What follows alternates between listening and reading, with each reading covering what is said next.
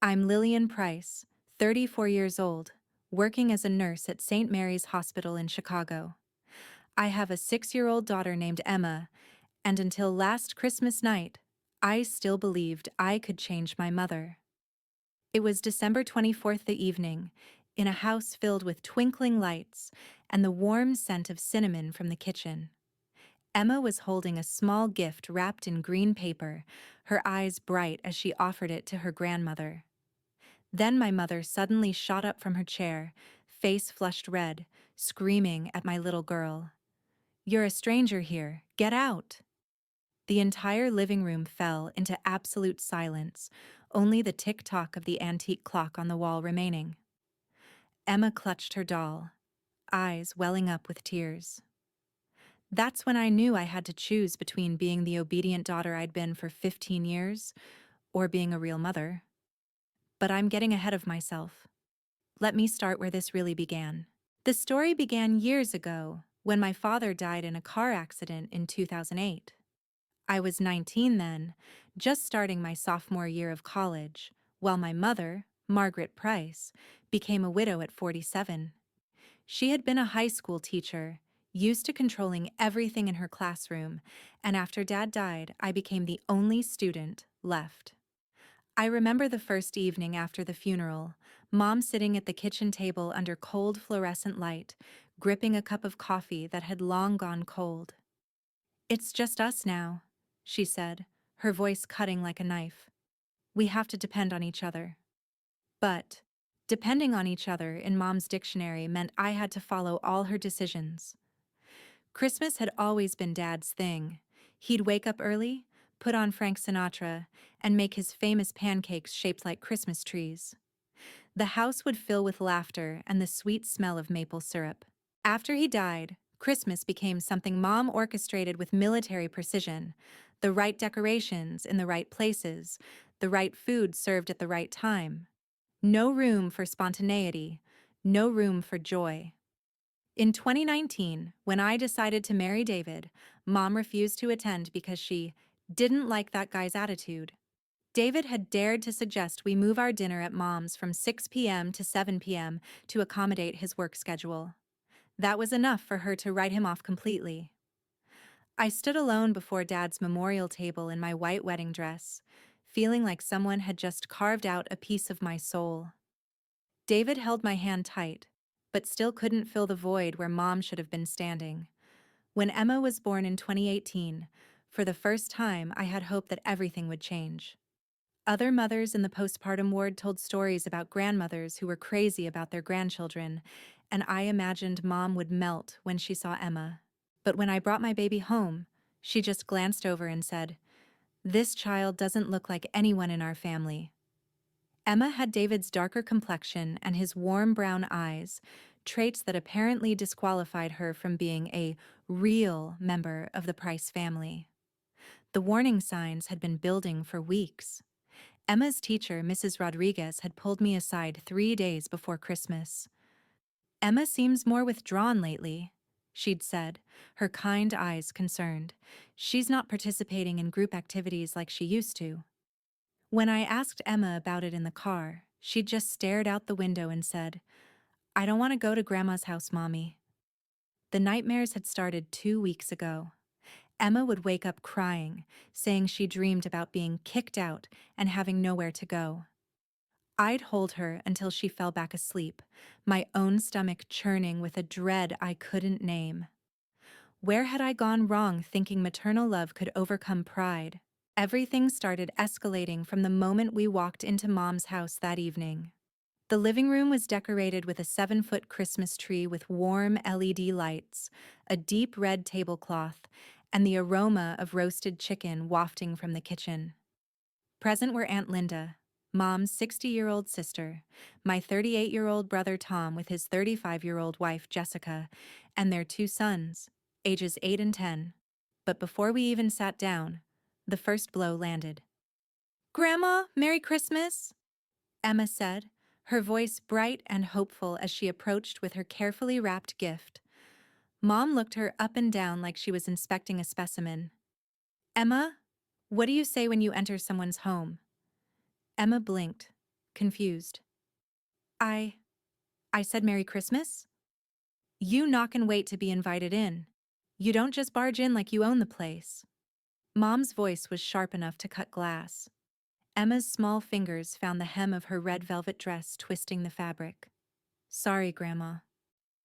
I felt my throat tighten, but I stayed quiet. This was how it always started, with Mom chipping away at someone's confidence, one correction at a time. The second blow came 20 minutes later. Aunt Linda was gathering everyone for photos by the Christmas tree. Come on, family photo time, she called out cheerfully. Emma ran over eagerly, positioning herself next to Tom's boys. But as Linda raised her camera, she gestured to Emma. Honey, could you step back a little? You're blocking the lights.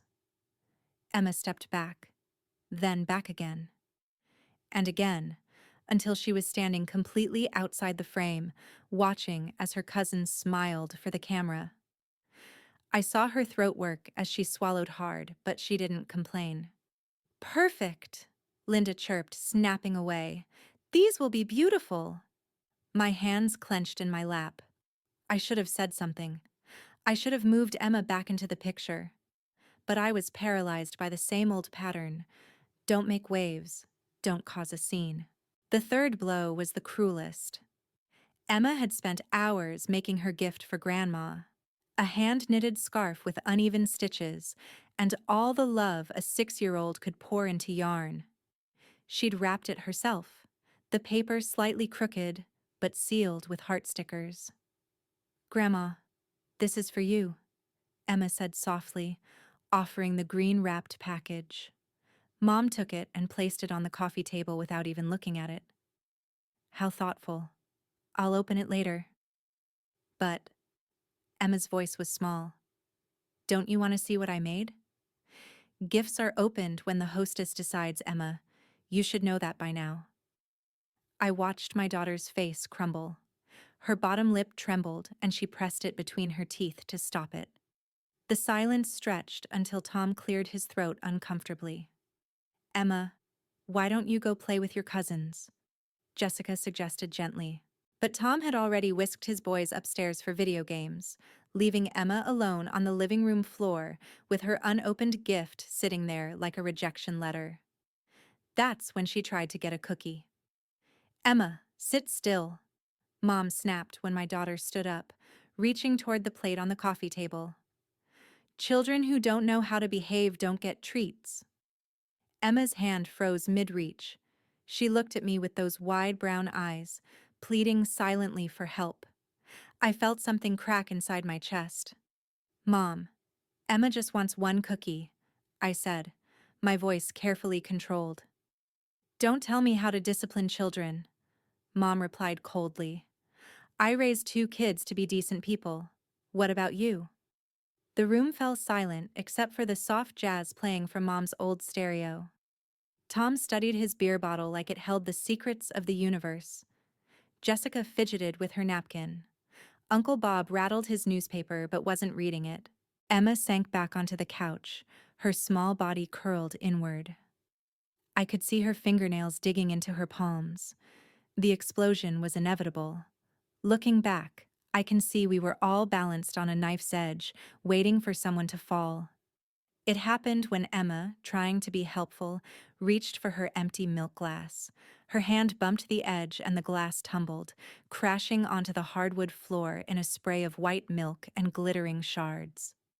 I knew it, Mom erupted, shooting up from her chair like she'd been electrocuted. That child doesn't belong here. You're a stranger here. Get out! Emma's face went white. Her whole body started shaking as tears spilled down her cheeks. She scrambled off the couch and ran toward the bathroom, her patent leather shoes slipping on the milk. Margaret, you cannot speak to my daughter like that. David was on his feet, his face flushed with anger. Mom has every right in her own house, Tom said automatically, but his voice lacked conviction. Maybe we should all calm down, Jessica whispered. But no one was listening. I stared at the broken glass on the floor, something crystallizing in my mind. Emma's teacher's words echoed. She seems more withdrawn lately. The nightmares. the way my daughter had been shrinking into herself for weeks. This wasn't just tonight. This was a pattern. I found Emma in the bathroom, huddled on the closed toilet seat, clutching her Barbie doll like a lifeline. The harsh fluorescent light made her tear-streaked face look pale and fragile. "Mommy, what did I do wrong that Grandma hates me?" she whispered. I knelt on the cold tile floor and pulled her into my arms. For the first time in 15 years, I told my daughter the complete truth. "You didn't do anything wrong, baby. Grandma is the one behaving badly, and Mommy is going to fix this." Something powerful was awakening inside me, a fierce protectiveness I'd never fully accessed before. For decades, I had lived like a child seeking Mom's approval. I had sacrificed my own dignity, my husband's comfort, and now my daughter's emotional safety to maintain a relationship that was slowly poisoning us all. "David?" I called softly. He appeared in the doorway immediately. "We're leaving," I told him. "But first, I need to make some calls." While David comforted Emma, I stepped into the hallway and did something I'd never done before. I started documenting. I scrolled through my phone, screenshotting text messages Mom had sent me over the years. Messages like, "You're raising Emma to be disrespectful. That child needs stricter discipline. I don't know where you went wrong, but Emma doesn't act like family." I forwarded them to my email, organizing them by date. The pattern was undeniable. Every message criticized either my parenting or Emma herself. Then I called the family law helpline I'd researched months ago, but never had the courage to use. "Illinois Legal Aid, how can I help you?" "I need to know about grandparents' rights," I said quietly. "My mother is emotionally abusive toward my daughter, and I want to limit contact." The paralegal's voice was kind but professional. "In Illinois, grandparents can petition for visitation, but the court always prioritizes the child's best interests. If you can document emotional harm, the court will absolutely support your decision to limit or supervise visits." What counts as documentation? Text messages, emails, witness statements, reports from teachers or counselors. Anything showing a pattern of behavior that harms the child's emotional well-being. I hung up feeling like I'd just been handed a roadmap. For the first time in years, I wasn't flying blind. When we returned to the living room, the broken glass had been swept up, but the tension remained thick as fog. Mom sat in her chair, arms crossed, jaw set. Tom and Jessica whispered in the corner. Aunt Linda busied herself in the kitchen, the clatter of dishes loud in the silence. "Mom, we need to talk," I said. My voice was steady now, powered by purpose rather than fear. "All of you." Margaret looked up, her eyebrows arched in that familiar expression of disdain. "What's this drama about now?" "I've been a doormat for 15 years, I began, surprising myself with how calm I sounded. "I've made excuses, rationalized behavior, and convinced myself that keeping the peace was worth sacrificing my dignity. But tonight, you crossed a line." "I never," Mom started. "You screamed at my 6-year-old daughter to get out of your house," I interrupted. "You told her she was a stranger. She's been having nightmares about this exact scenario." Tom shifted uncomfortably. "Lily, maybe you're overreacting. Mom's under stress." "Let me ask you something, Tom," I said, turning to face him. "Would you let someone scream at Jake or Connor to get out? Would you call that acceptable behavior toward a child?" He opened his mouth, then closed it. I pulled out my phone. "I have years of text messages, Mom. Emma doesn't act like family. You're raising her wrong. That child needs stricter discipline. This isn't one bad night. This is a pattern of emotional abuse." The room went dead silent. Even Uncle Bob put down his newspaper. "Under Illinois law," I continued, "emotional abuse of children is taken seriously. Grandparents can petition for visitation rights, but courts prioritize the child's well-being above all else." Margaret's face had gone pale. You wouldn't dare take legal action against your own mother. I would absolutely dare protect my daughter, I replied. From anyone, including family. Jessica spoke up suddenly, her voice shaking slightly. Tom, I need to say something. She looked around the room, then focused on me. I've watched this for years and stayed quiet because I was a coward. But Lillian is right. The way Emma gets treated here isn't okay. Jessica, Tom warned. No, Tom. I'm done pretending this is normal. Tonight was horrible to watch. Aunt Linda emerged from the kitchen, drying her hands on a dish towel. Margaret, maybe we should listen to what Lillian is saying. Et tu, Linda? Mom's voice was bitter. I love you, sister, but... Linda sighed. You've been angry for so long. Ever since John died, you've been taking it out on everyone around you, especially Lillian and Emma. The silence that followed was deafening. I could hear the antique clock ticking, the gentle hum of the refrigerator, the distant sound of Tom's boys playing upstairs. Finally, I spoke the words that would change everything. From today forward, if you want to see Emma, you'll need to attend family counseling, professional therapy to address your behavior patterns. No exceptions. Margaret shot up from her chair. How dare you dictate terms to me? I'm not dictating, I said calmly. I'm protecting my child. You can choose to get help, or you can choose not to see your granddaughter. But those are your only options. The room erupted. Tom started shouting about respect and family loyalty. Mom accused me of being vindictive and ungrateful. But through it all, I remained steady, anchored by the memory of Emma's tear-streaked face. When the noise died down, I looked around the room one last time. Emma and I will be in the car. Anyone who wants to continue having a relationship with us knows what needs to happen. I walked toward the bathroom to collect my daughter, my heart pounding but my spine straight. The drive home was quiet except for Christmas music playing softly on the radio. Emma sat in her car seat, still clutching her doll, watching the holiday lights blur past the window. Mommy, she said finally, are we in trouble? No, sweetheart, we're not in trouble. We're setting boundaries. What's that mean? I pulled into our driveway and turned to look at her. It means we don't let people treat us badly, even if they're family. Everyone deserves to be treated with kindness and respect, including you. For the first time that evening, Emma smiled. The fallout began the next morning.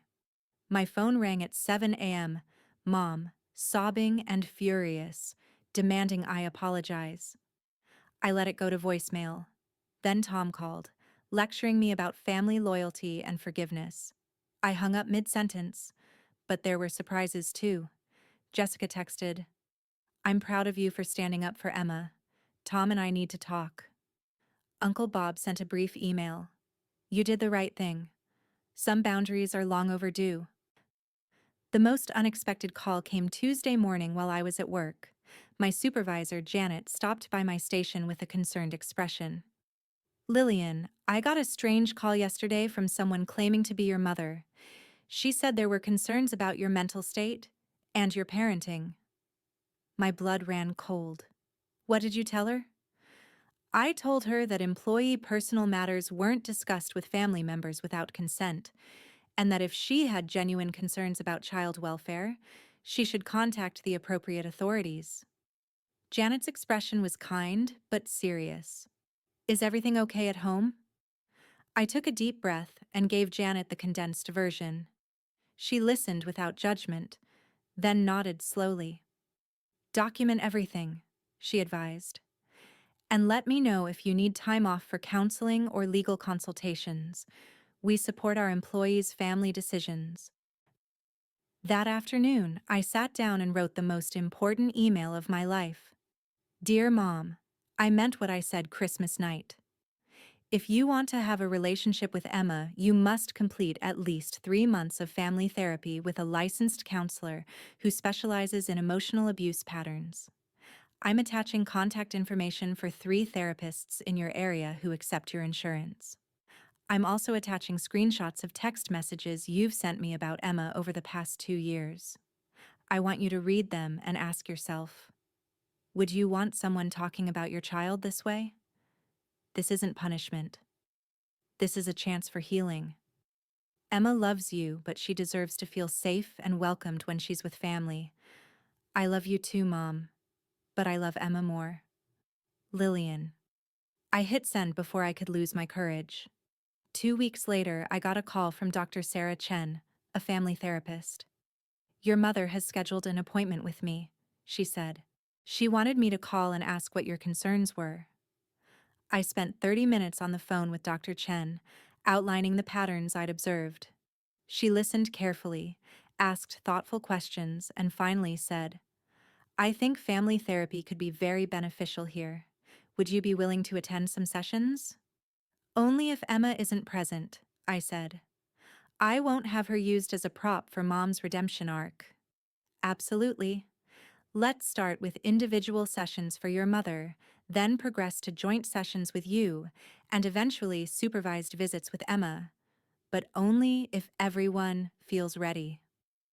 For the first time in weeks, I felt hopeful. 6 months later, Emma and I were frosting Christmas cookies in our kitchen when the doorbell rang. Through the peephole, I saw Mom standing on our porch, holding a small wrapped box. It's Grandma, I told Emma. Do you want to see her? Emma considered this seriously. Is she going to yell at me? If she does, she'll have to leave immediately, but I think she's learning to be kinder. Emma nodded. Okay, but I want you to stay with me. I opened the door. Mom looked older, more fragile than I remembered, but her eyes were clearer. Hello, Lillian. Emma. Her voice was softer than I'd heard in years. I was wondering if I could visit for a few minutes. Come in, I said. We're making cookies. Mom sat at our kitchen table and watched Emma carefully pipe green frosting onto a star-shaped cookie. Instead of criticizing her technique, she said quietly, That's very pretty, Emma. You're good at decorating. Emma beamed. Thank you, Grandma. Do you want to try one? I'd like that very much. We spent an hour together. Mom didn't criticize anything, not Emma's technique, not the mess on the counter, not the way Emma licked frosting off her fingers. When it was time to leave, she handed Emma the small box.